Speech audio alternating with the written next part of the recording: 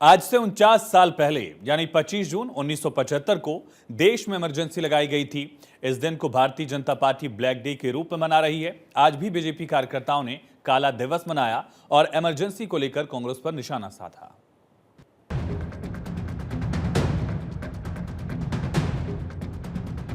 पच्चीस जून ये वो तारीख है जो भारत के इतिहास में काले अध्याय के रूप में याद की जाती है। आज के ही दिन 49 साल पहले 1975 को इंदिरा गांधी की अगुवाई वाली सरकार ने देश पर इमरजेंसी थोपी थी। देश की जनता पर 21 महीनों तक यानी 21 मार्च 1977 तक आपातकाल लागू रहा, जिसमें लोगों से उनके मौलिक अधिकार तक छीन लिए गए। आपातकाल लागू होने के साथ ही विपक्ष के नेताओं की गिरफ्तारियों का दौर शुरू हो गया था। जयप्रकाश नारायण, लाल कृष्ण आडवाणी, अटल बिहारी वाजपेयी, जॉर्ज फर्नांडिस जैसे बड़े नेताओं को जेल में डाल दिया गया था। जेलों में जगह नहीं बची थी। आपातकाल में कई तरह के काले कानून लागू किए गए। लाखों लोगों को गिरफ्तार किया गया। यहां तक कि प्रेस की आजादी छीन ली गई। प्रेस पर सेंसरशिप लगा दी गई। 1971 के चुनाव में इंदिरा गांधी ने अपनी पार्टी को अभूतपूर्व जीत दिलाई थी। वो खुद भी बड़े मार्जिन से जीती थी। खुद इंदिरा गांधी की जीत पर सवाल उठाते हुए उनके चुनावी प्रतिद्वंदी राजनारायण ने 1971 में अदालत का दरवाजा खटखटाया। संयुक्त सोशलिस्ट पार्टी के उम्मीदवार के तौर पर राजनारायण ने रायबरेली से इंदिरा गांधी के सामने चुनाव लड़ा। उन्होंने अपनी याचिका में आरोप लगाया था कि इंदिरा गांधी ने चुनाव जीतने के लिए गलत तरीकों का इस्तेमाल किया है। मामले की सुनवाई हुई और इंदिरा गांधी के चुनाव को निरस्त कर दिया गया। इस फैसले से आक्रोशित होकर ही इंदिरा गांधी ने इमरजेंसी लगाने का फैसला किया। तो वहीं आपातकाल एक ऐसा मुद्दा है जिसे लेकर बीजेपी हमेशा कांग्रेस पर हमलावर रहती है। आज भी बीजेपी के तमाम नेताओं ने आपातकाल को काला दिवस बताते हुए कांग्रेस को आड़े हाथों लिया। पीएम मोदी ने एक्स पर कई पोस्ट की। उन्होंने लिखा, आज का दिन उन सभी महान पुरुषों और महिलाओं को श्रद्धांजलि देने का है जिन्होंने आपातकाल का विरोध किया। उन्होंने लिखा कि इमरजेंसी हमें याद दिलाती है कि कैसे कांग्रेस पार्टी ने बुनियादी स्वतंत्रता को नष्ट कर दिया और भारत के संविधान को कुचल दिया था, जिसका हर भारतीय सम्मान करता है। पीएम मोदी ने अपने दूसरे ट्वीट में लिखा, सत्ता में टिके रहने के लिए तत्कालीन कांग्रेस सरकार ने हर लोकतांत्रिक सिद्धांत को दरकिनार कर देश को जेल खाना बना दिया। जो भी कांग्रेस से असहमति जताता था उसे प्रताड़ित किया जाता था।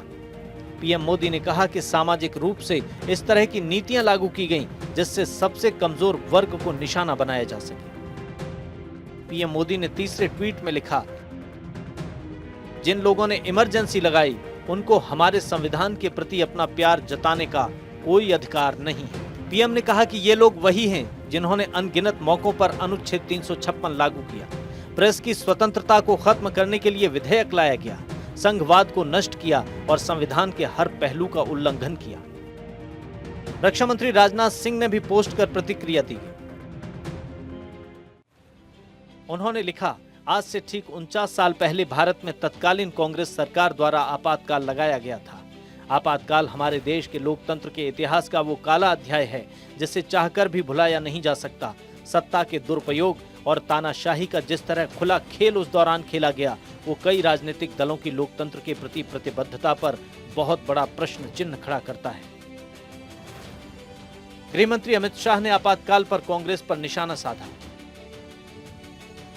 उन्होंने लिखा, देश में लोकतंत्र की हत्या और उस पर बार बार आघात करने का कांग्रेस का लंबा इतिहास रहा है।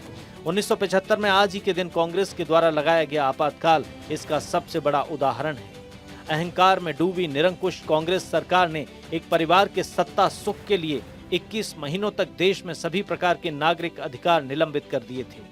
आपातकाल के खिलाफ संसद से सड़क तक आंदोलन करने वाले असंख्य सत्याग्रहियों, समाज सेवियों, श्रमिकों, किसानों, युवाओं और महिलाओं के संघर्ष को नमन करता हूं। वहीं आपातकाल को लेकर यूपी के सीएम योगी आदित्यनाथ समेत बीजेपी शासित कई राज्यों के मुख्यमंत्रियों ने भी कांग्रेस पर जमकर हमला बोला। आज जब 50 वर्ष के उपरांत हम इमरजेंसी की उन यादों को स्मरण करते हैं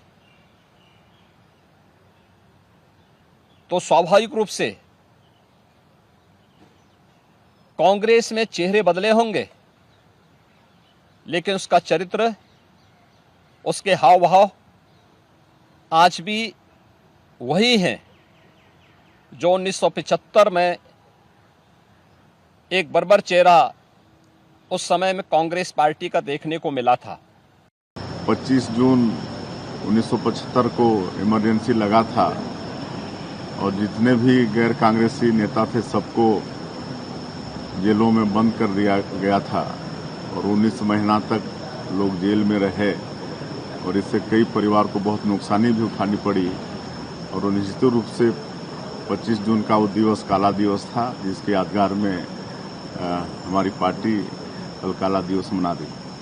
लोकतंत्र के ऊपर बहुत बड़ा धब्बा है आपातकाल का दौर, और ये ऐसा काला समय है जिस समय को पूरा देश आज भी याद करके सिहर उठता है।